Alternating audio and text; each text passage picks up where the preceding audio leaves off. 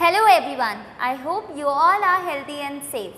I, Ms. Kunjan Daswani from Shiv Jyoti Educational Group Kota, welcome you all to the e-learning classes of English Grammar, and today we are going to do the revision of chapter number 18.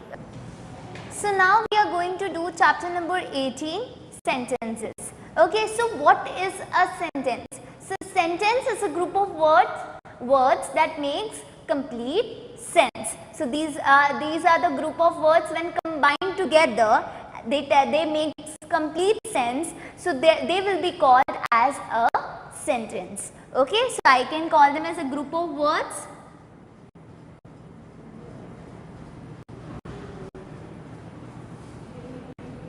that makes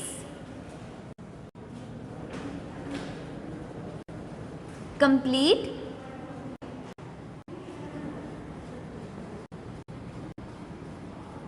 sense, right? So this is what is a sentence. So a sentence always begins with a capital letter and mostly sentences ends with a full stop.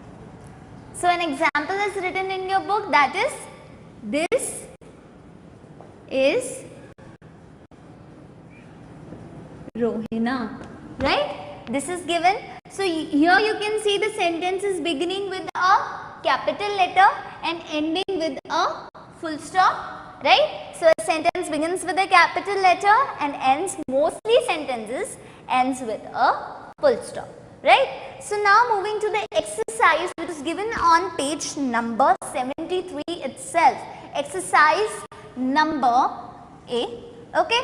So what you have to do is tick the group of words that makes complete sense. You have to tick to the group of words that are completing the sense. I can call them that are called as a sentence. Okay, you have to tick them. Okay. So the clown, is it making some complete sense? No. Is there anything complete? No, it's just a normal two words phrase I can call, like, okay. So we will put a cross in the first one. Okay, now in the second one, what you will do? Shahina likes football. Shahina is beginning with a capital letter and ending with a full stop, right? And it's making a complete sense. That is why it is a sentence. So you have to put tick in the box which is given in the right. Okay, now moving to the next exercise, which is exercise number B, first one.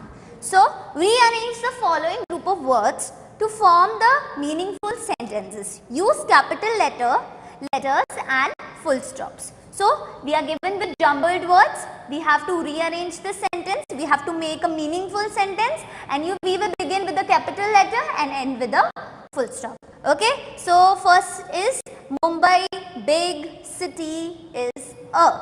So we have to rearrange the sentence. First the subject will come, which is Mumbai. Okay, then the verb which is a, big, and then city. Okay, we have rearranged it. We have begun with a capital letter and we will end with a full stop. Okay, now rest you have to do this like this only. Moving to the C exercise. That is, we will do C first part, which is underline the most suitable word to complete each sentence. We have to choose the most suitable words which are given in the brackets. Okay. So an elephant has 4 dash and the options are eyes, legs or ears. You have seen an elephant. Is it having 4 eyes? No. Is it having 4 ears? No, it has 4 legs. So the answer for this one would be legs. You have to, legs is written, where legs is written, you have to underline it. Okay. So this is the A, B and C exercise. Now moving to the next topic, which is types of sentences. Okay. Now there are 3 types of sentences. What are they? First is a statement. Second is a question. And third is exclamatory sentence. Okay, now what you have to do is a sentence which says or states something. That's a normal statement. We are not asking a question or we are not expressing our feeling. That time the sentence is just a normal statement. It's saying something or it's stating something. That time this, the type of sentence would be statement, and this sentence would end with a full stop. It will end with a full stop. Now moving to the second type of sentence, which is what? A question. When a sentence asks a question, that sentence is there that asks a question. We are asking a question. So at that time we use a full stop to end it. No, we use a question mark. Okay. So a statement that is telling us what? That is a sentence which asks questions. It is what? A question statement. What you have to do is you have to put a question mark in the last. Now moving to the third one, that is exclamatory sentence. An exclamatory sentence is used to show the sudden feeling or I can say strong feeling or emotion. When we are expressing our emotions, expressing our feelings, that time the sentence would be exclamatory sentence, and we will use exclamation mark with the words or with the after the word or after the sentence which is expressing an emotion or feeling.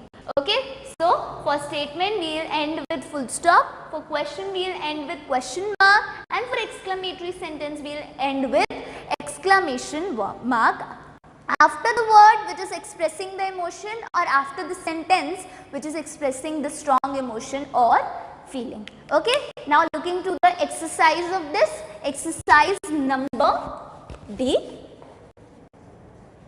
First part, add full stop or a question mark at the end of each sentence. We have to see if this is a question or if this is a statement.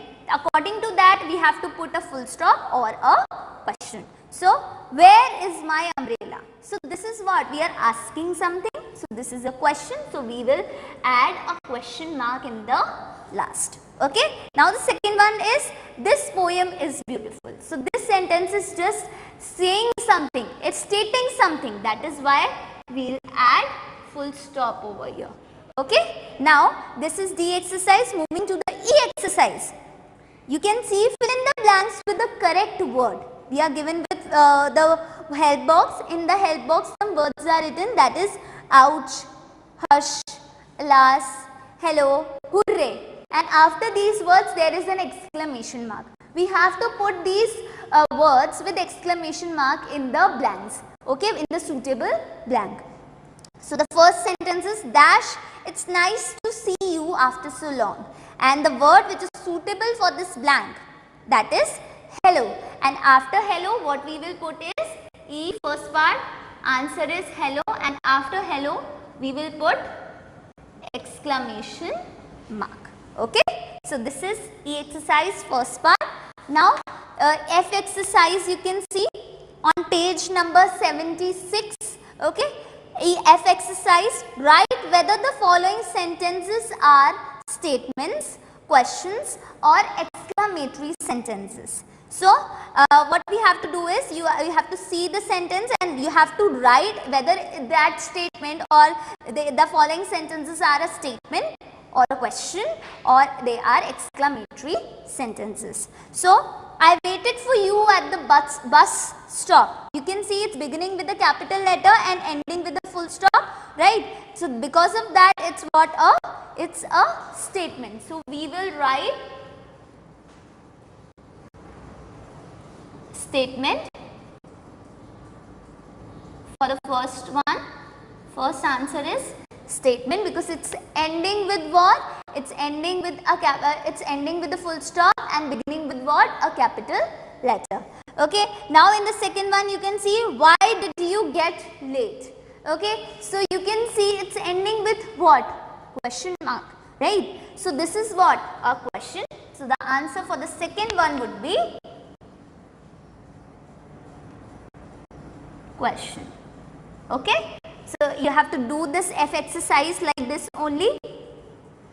Now we are going to do the last topic of this chapter, that is parts of a sentence, okay, which is given on page number 76. So parts of a sentence. Okay, so there are two parts of a sentence. What are they? The first is the subject and the second one is predicate. Okay, so subject is the naming part of the sentence, or I can say the subject is the thing which is telling us about this sentence, like what the sentence is all about. Okay, so it's what? It's the naming part. It tells us what the sentence is about. Okay, now moving to the second one, that is predicate. Okay, so predicate is the action part. Okay, so here it tells us something about the subject only. It describes the subject, I can say, and it has, predicate includes the verb also. Okay, now you can see a statement which is written, Sanjeev is reading. Okay, here what is the subject? Here the naming part, or I can say what is the sentence about? Sanjeev. Okay, so this is what? Sanjeev. So Sanjeev is what? A subject. So this is subject in the sentence. And the describing part, the action part of this sentence is reading, and it's something which is related to the subject. It's telling us about the subject only, that what the subject is doing, right? It is telling us about the subject, so this would be the predicate, and it includes verb also. You can see it's having verb, so this is what? The predicate. This is the predicate in the sentence. Okay, so this is what? Subject and predicate. Now the last exercise, which is the G exercise. You can see, match the subjects in column A with suitable predicates in column B to form the meaningful sentences. Okay, on page number 76 only you can find this exercise, which is the last exercise of this chapter. Match the subjects in column A.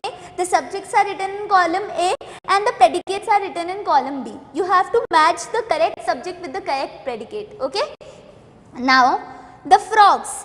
You can find the frogs. What the frogs do? Okay. So you can find the answer. The answer is D1. Okay. So here you can see D, croc in the pond. Okay. So you have to write 1 near the D point, where the D point is ending in the column B. There you have to write 1. Okay, you have to put 1 over there.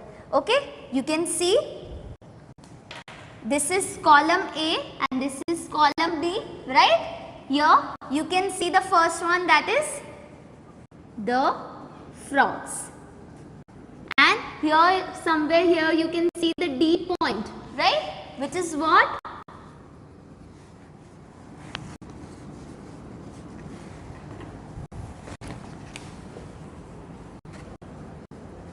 Croak in the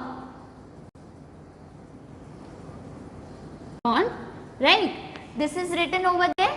Here this is what? The D point, right? In column D, this is the D point. So here you have to write 1. Okay? Here you have to write what? 1. And rest you have to do like this only. Okay? I hope you have understood it well. Stay fit, stay at your home. Thank you.